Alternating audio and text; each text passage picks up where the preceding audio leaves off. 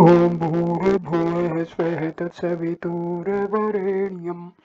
भर्गो देवस्य धीमहि धियो यो नः प्रचोदयात् ॐ शान्ति शान्ति शान्तिः.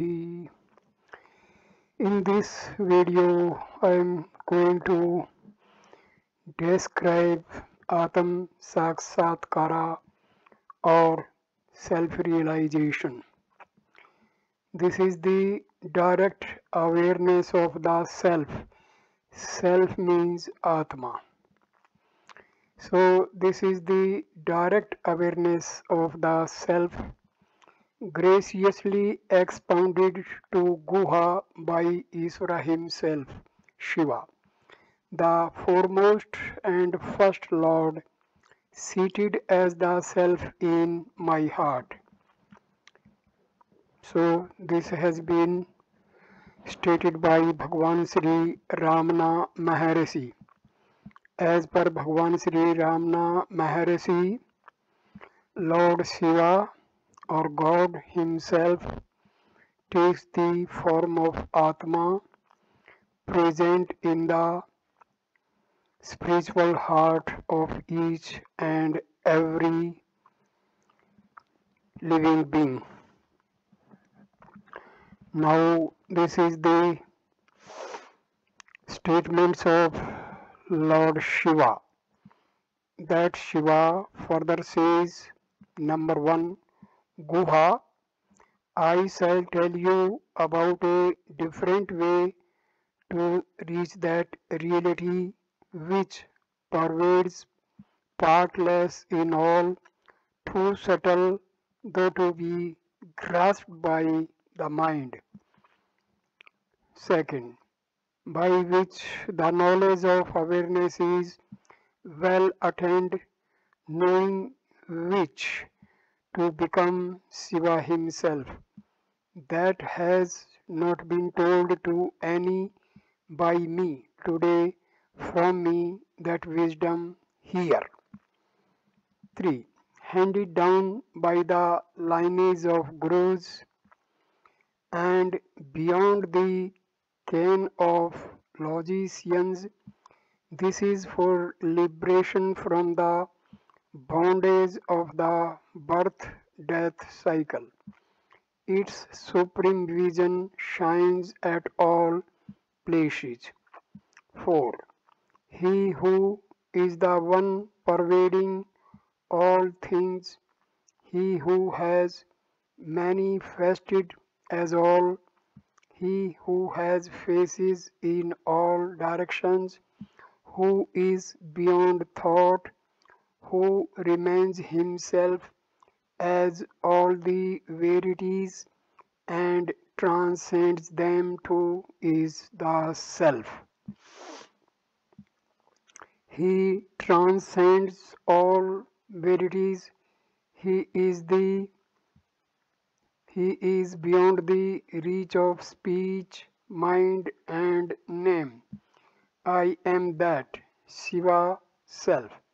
Thus you should meditate with perfectly undifferentiated mind on Shiva. 6. Firmly established as the eternal entity, imperishable and undifferentiated, the all-pervasive partless knowledge that cannot be fathomed by the mind, it shines with nothing prior to compare. 7.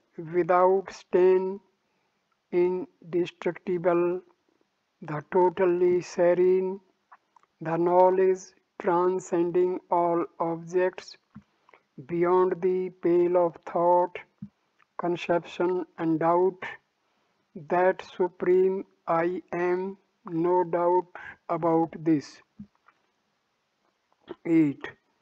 That supreme divinity, Shiva, indeed am I, of the nature of all the mantras and transcending all the mantras, devoid of dissolution and creation. 9. What is visible, what is invisible, the moving and stationary, all these are pervaded by me. I am the Lord of this universe. All shine because of me. 10. Filled with a variety of forms, one different from the other, filled with a galaxy of worlds, all this universe from Shiva down to the earth are all established in me. 11. Whatever is seen in this world, whatever is heard in this world, whatever shines, conceptualized as inside and outside, all these are pervaded by me, the all-pervading one. Realize this. 12. Though considering himself the self, he desires to attain that Shiva, the Supreme Self, as one apart. Whoever contemplates on Shiva, thus in delusion, will not attain Shivahood by such contemplation. Know this. 13. Shiva is other than I am other than Shiva. Uproot this attitude of differentiation. I indeed am Shiva. This conviction that is non-dual, ever practice. 14. Full of this non-dual conviction, he who everywhere abides ever in the self shall see in all things, in all bodies, only that Shiva self. Of this there is no doubt. I explain these terms. See, Atma and Shiva are not different. Atma is Shiva, Shiva is Atma. Further I explain, Atma of each and everybody is same,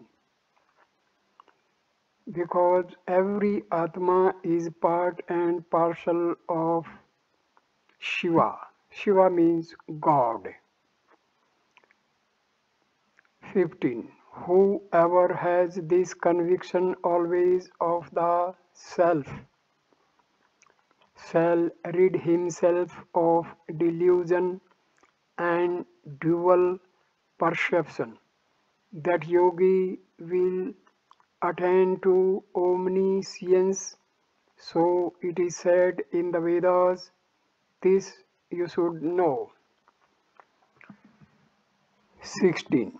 He who is praised in all scriptures as the unborn, the Ishvara, that formless and attributeless self, he indeed I am. There is no doubt about this. 17.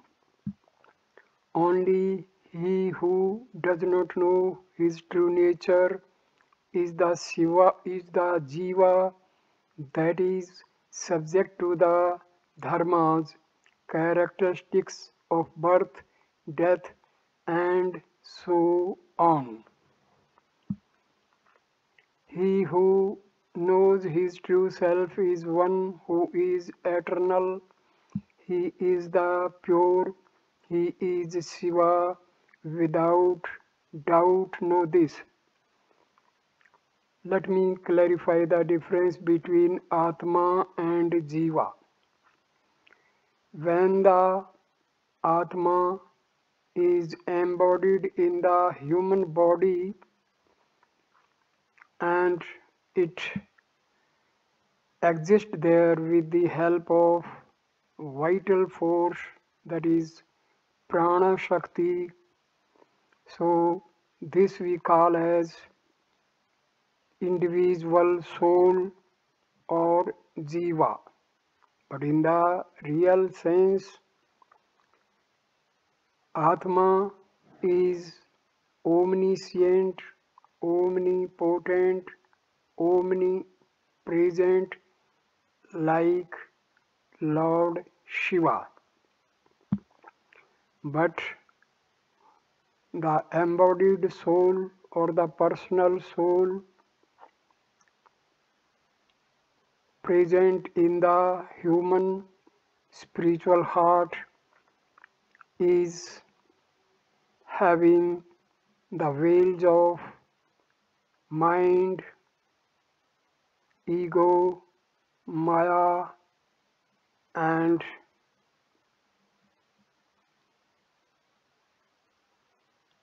tendencies, propensities, vasanas. So we may say that why Atma as being indefinite, omniscient, omnipotent, omnipresent, the individual's Atma is finite. The reason being the Atma of an individual is veiled by ego, mind, vasanas, and maya. So we can see our Atma as omniscient, omnipotent, omnipresent by removing the veils like mind, ego, vasanas, and maya, etc. 17. Only he who does not know his true nature is the jiva, that is subject to the dharmas, characteristics of birth, death, and so on. He who knows his true self is one who is eternal. He is the pure, he is Shiva. Without doubt, know this.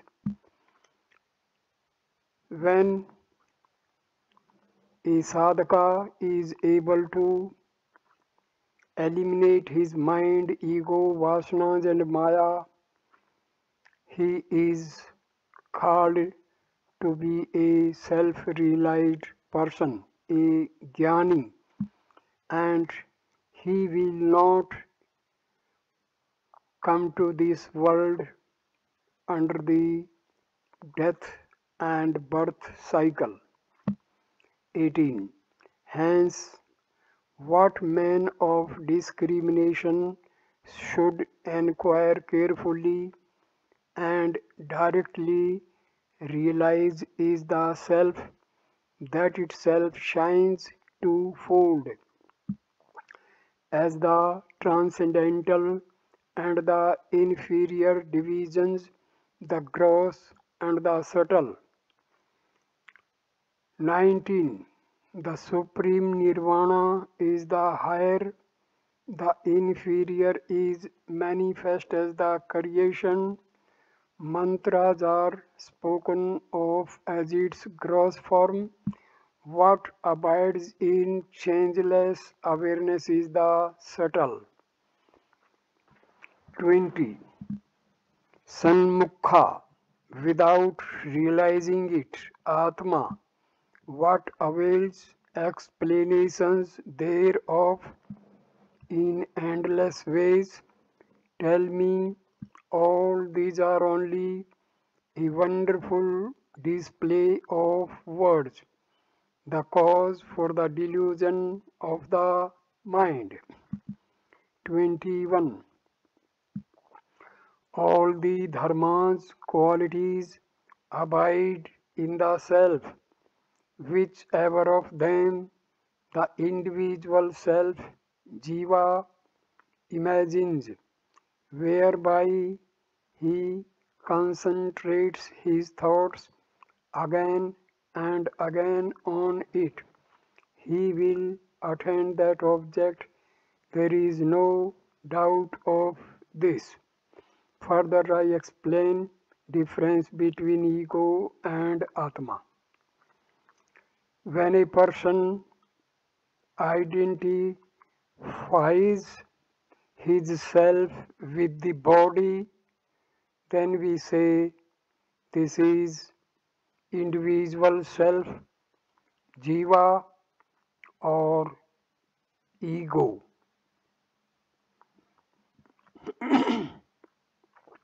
Number 22.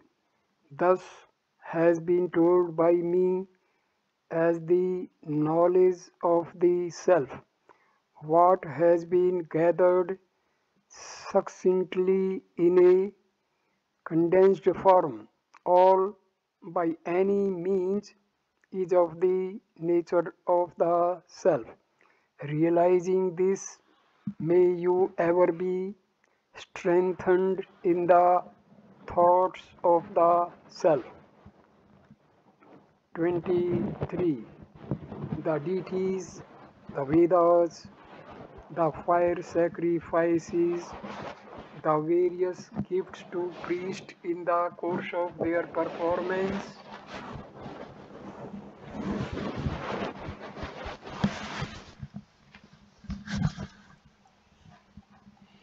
none of this exists there in the nature of the self. Be tuned to the blemishless, omnifaceted, steadfast knowledge of the self. 24. To the jiva drowning in the vast ocean of the birth-death cycle and seeking a refuge, what affords refuge is only that knowledge of the self, not anything else. Know this. 25. He who becomes of the nature of the Supreme and realizes it as it really is, shall, though experiencing all changing states, attain liberation without effort. Be aware of this. Here I explain the term liberation.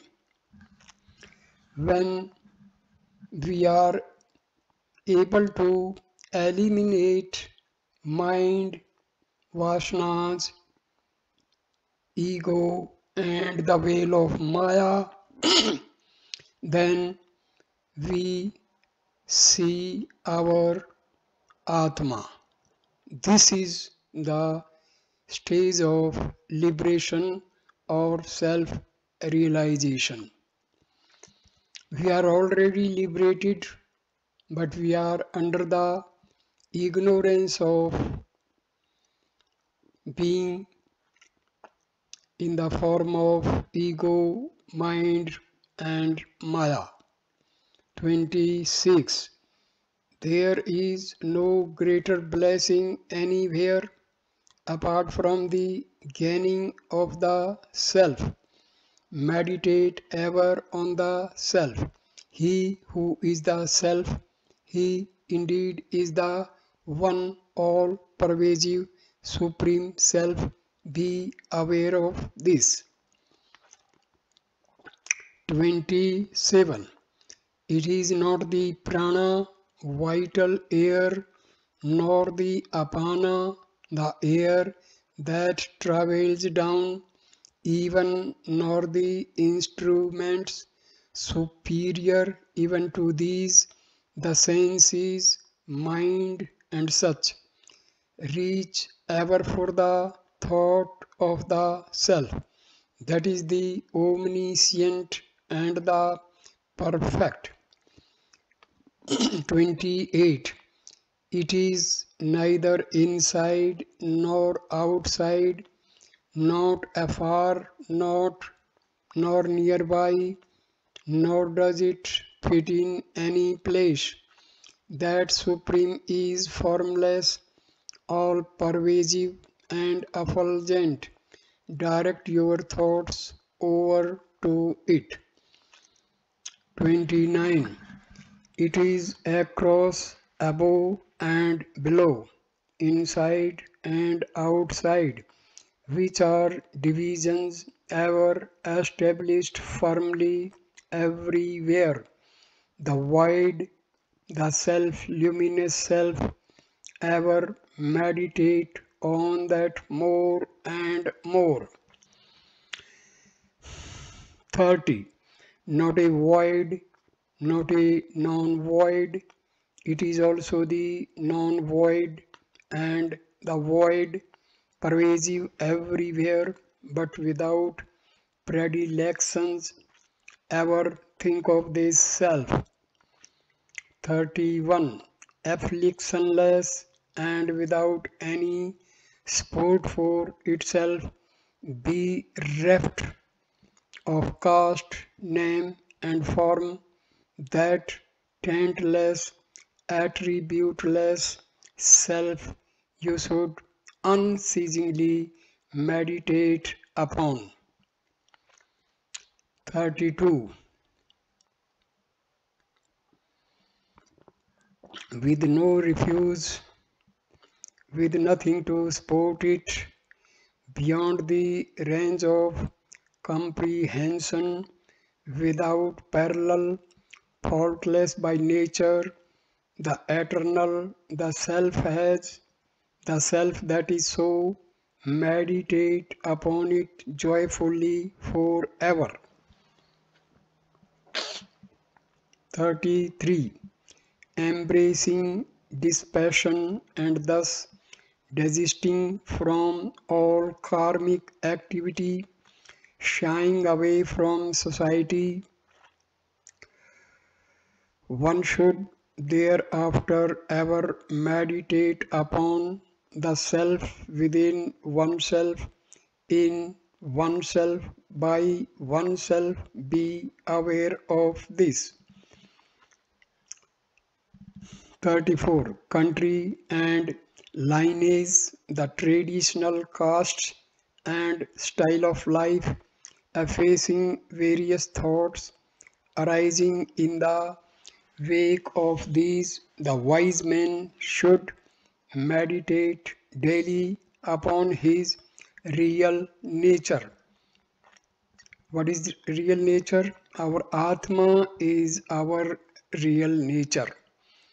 Our Atma is the natural bliss and natural peace. When we say Atma, that indicates bliss, peace and our real nature. That is called Sat Chit Ananda. Existence, consciousness and bliss. 35. This is the mantra, this is the deity, this is indeed what is called meditation. This indeed is tapas. Casting afar all such thoughts, concentrate on the nature of your own self.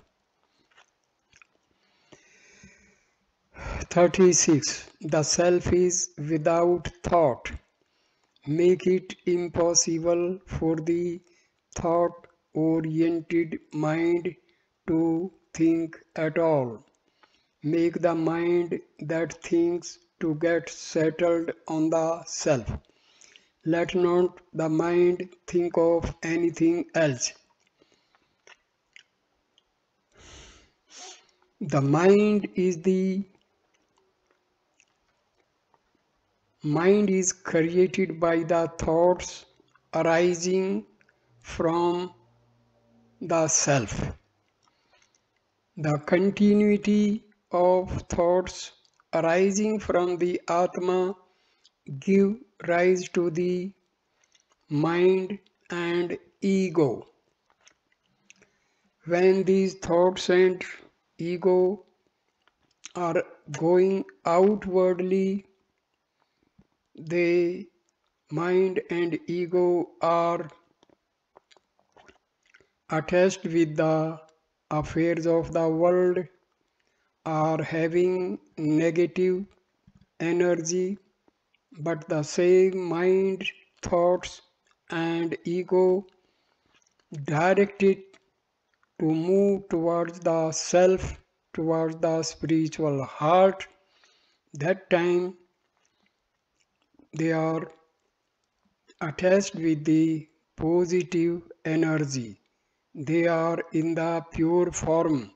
So, pure mind is nothing but the self. 37. The self is not something that can be thought of, nor is it something that cannot be thought of. It is not thought itself. It is indeed itself thought. What does not lean towards any of the above, the Supreme, that is the Self, ever meditate upon it. 38. Meditate ever on that which is beyond the reach of the mind, allowing no refuge for the mind, the joy that is attained in abundance in that self that is beyond all verities and complete. 39. Without any differences and beyond the reach of thinking, without any precedent, without anything similar, that which is the utmost frontier and extolled as the supreme bliss, be immersed in it. 40. Discarding all desire for objects, destroying the moods of the mind, the non-dual state of being the one. When the mind ceases to be, is the one called supreme bliss. 41. All directions, all places, all times are conductive for the yoga of the self. So say the scriptures. Differences of caste and orders of life and such cannot cause any differences in the least to the nature of knowledge. 42. The color of milk is one, the colors of the cows many, so is the nature of knowledge. Observe the wise ones. Beings of various marks and attributes are like the cows, their realization is the same. This is an example we should know. I will explain this example. See, every human being has Atma, and attributes of the Atma of each individual is the same, but different comes due to the veiling of Atma by mind, ego, vasanas, and Maya. So this is the reason people are honest, people are dishonest, people are gentle, people are fighter type. So this is all due to the differences in their thought process. 43. Reality. Brahma intimately pervades all. It shines with faces in all directions, established in it without a pause. Think not of differences such as regions and directions. 44. In this world itself, there is no mark, lifestyle, or tradition for the one who becomes of the nature of the self. He has nothing to gain by any action of his, nor action need he perform. No action need he perform, nor any injunctions prescribing actions apply to him. Know this. 45. Moving or standing or sleeping, waking or taking food or water, in the face of the wind, the cold and the sun, unaffected will he be in any state at any time. I'll explain this. See, the environmental factors affect our body, mind and ego, but our Atma remains unaffected by any external climatic or environmental factors. Simple. 46.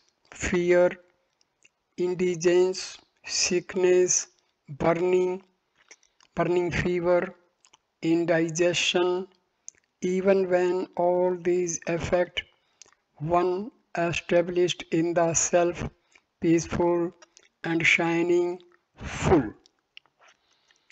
Bodily imbalances will not affect our Atma, only our body will be sufferer.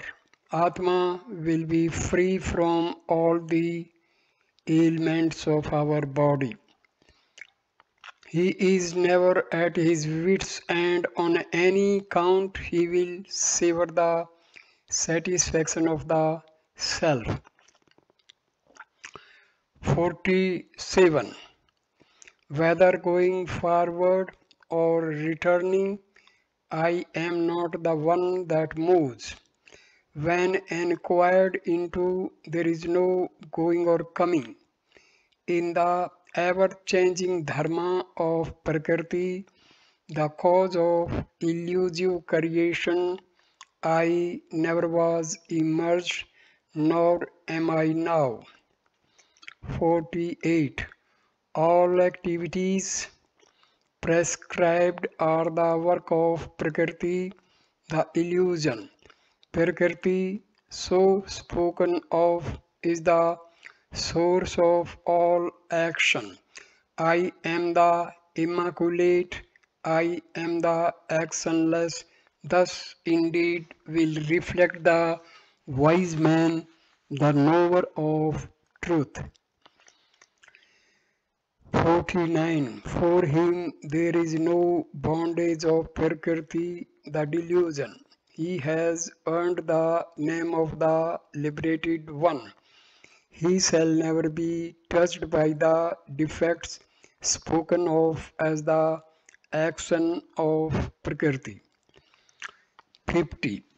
The manner in which a lamp shines, destroying darkness with its light, in like manner, by destroying the enveloping darkness arising from inexplicable ignorance, the self of the nature of the pure light of knowledge shines.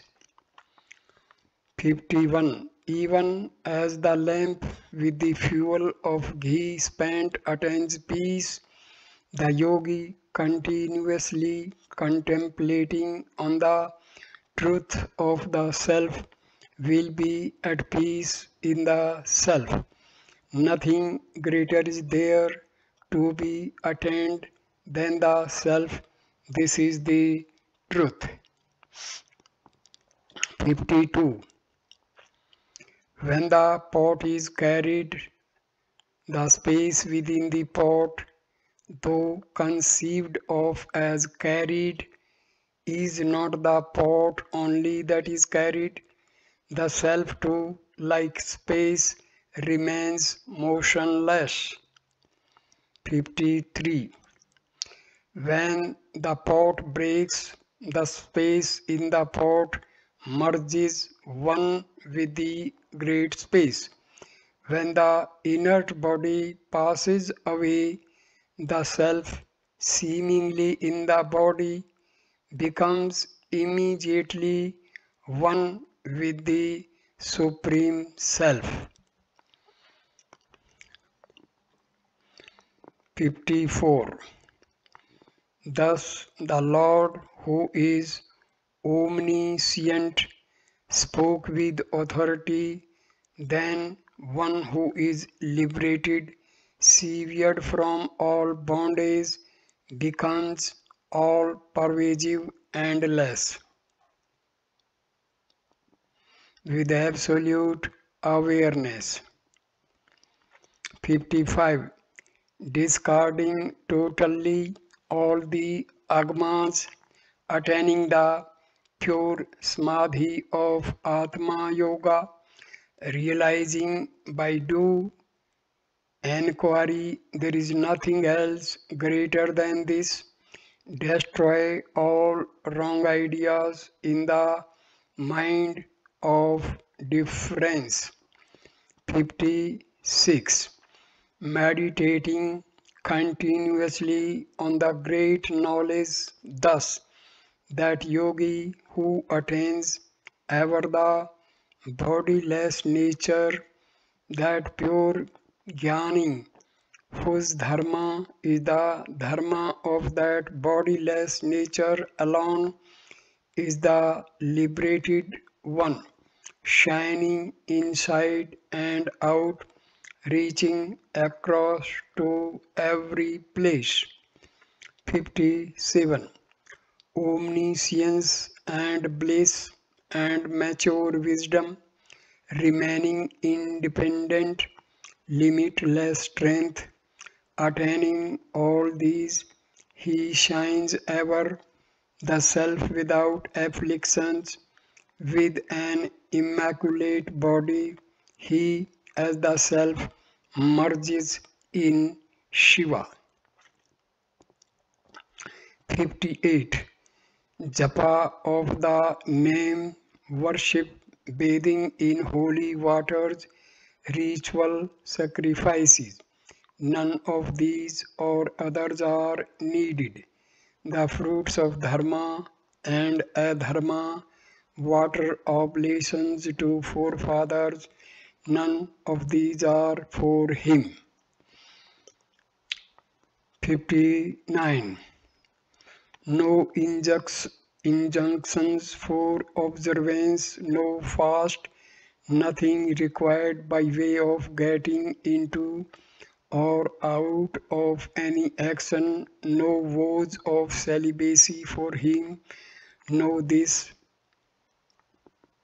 60. Not having any recourse to falling into the fire or water, or falling from the mountain top, enjoy the feast of the knowledge of Shiva, eternal and pure, rid of the rules applying to all creation, move about as you please. 61. I tell you, this is the truth, the truth, the truth, thrice over. There is nothing greater than this, nothing greater is there to be known, nothing at all, nowhere ever.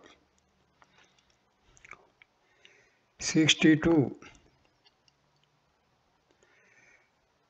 rid of any blemish, rid of ignorance, with pure intellect, being the pure self, by the pure conviction that all that is seen is pure, meditating on the immaculate nature, he shall attain awareness.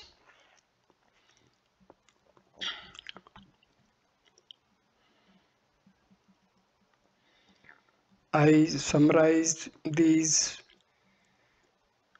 very important points once again at the end of this video. My dear friends, our Atma is omniscient, omnipotent, omnipresent, like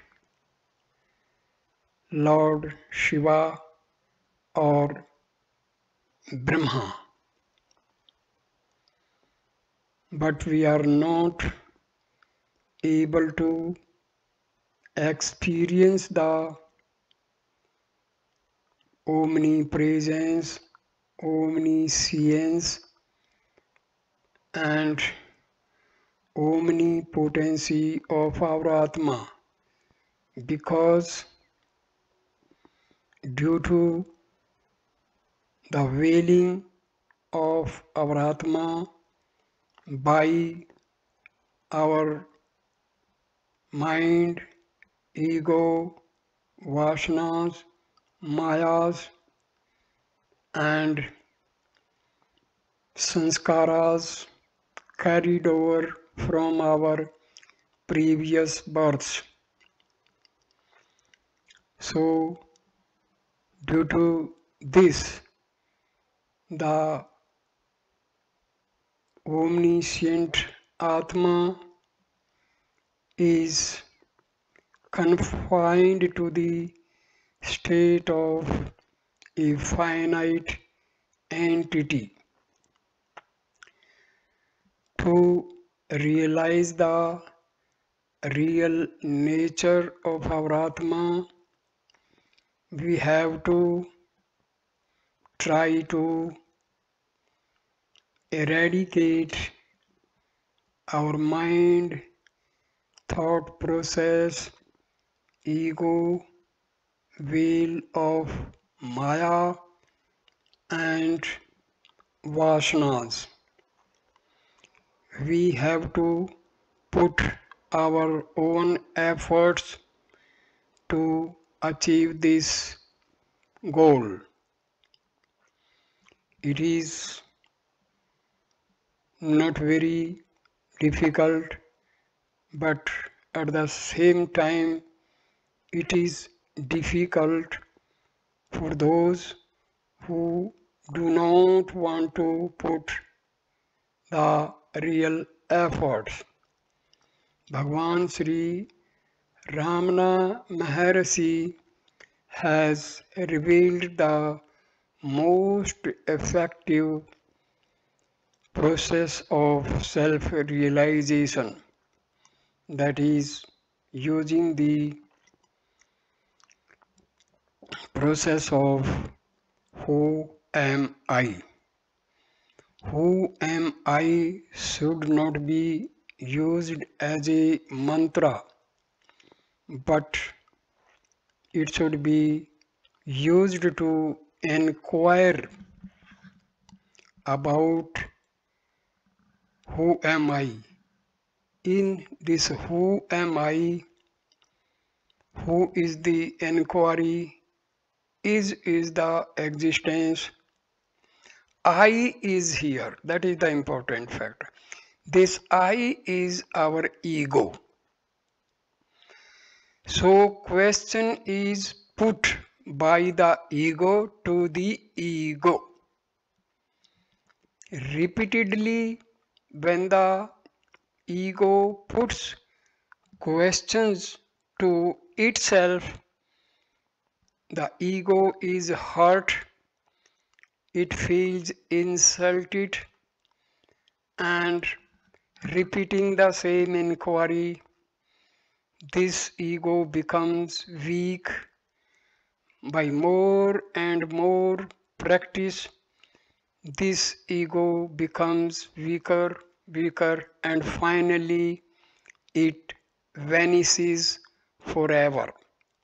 When the ego vanishes, the arising of thoughts from the Atma also ceases, because our thoughts are caused by the ego and the vasanas present in our chitta or subconscious mind. When the ego is eliminated, ego is nothing but the identification of the self with the body. I am the body. This is the false awareness. This is non-atma. This is non-atmic entity. And this is the cause of all our pains, sufferings, and indulgence into the cycle of birth and death. So we have to put sincere efforts to eradicate the ego, mind, maya, and vasanas. So the process of self-inquiry explained by Bhagavan Sri Ramana Maharshi is the most direct method for self-realization leading to liberation. So thank you for watching this video. Thank you, my dear friends. Namaskar.